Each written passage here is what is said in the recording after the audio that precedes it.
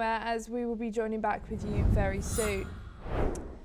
Canadian Prime Minister Mark Carney has arrived in Mumbai today for his first official visit to India, aiming to reset the often tense relationship between the two nations. Carney will meet business leaders in Mumbai and initiate talks on a comprehensive trade agreement, expected to be finalised by November. He is also scheduled to visit New Delhi for discussions with Prime Minister Narendra Modi. Relations between Canada and India deteriorated following explosive allegations made by former Prime Minister Justin Trudeau regarding India's alleged links to the assassination of Canadian Sikh separatists. India has firmly denied any involvement in the incident.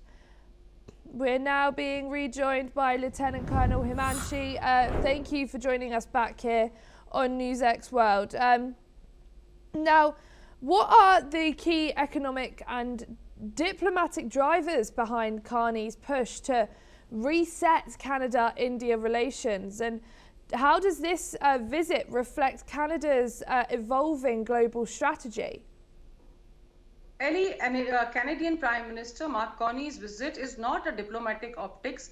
He is a very wise man, and we had heard his talks in the World Economic Forum where he said middle powers should come together, and I think this is a recalibration towards that statement of his.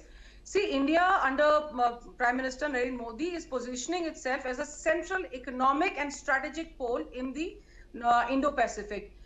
Canada traditionally depended on US for trade flows, and now it is seeking diversification in the multipolar world because somehow the things are getting sour with USA.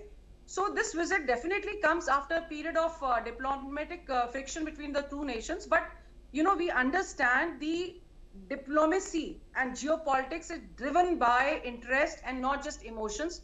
So there are three strategic drivers behind this engagement. First is the trade expansion.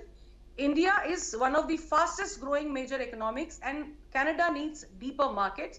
Secondly, the critical minerals. Canada possesses lithium, nickel, cobalt, and these resources are essential for India's EV transition and the renewable energy push. So in the world where supply chain stays very, very vulnerable, this partnership seems very logical to me. And third is Indo-Pacific is, you know, both countries are navigating China's assertiveness.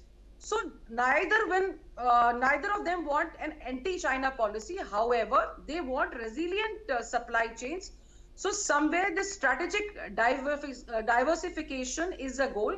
And you know why we want this? Because everybody is pragmatic and people are looking for options after this fragmented world is changing on daily basis. So it may not be a complete reconciliation of given the history of Canada and India relationships. However, political irritants, there are political irritants which India faces related to the diaspora there.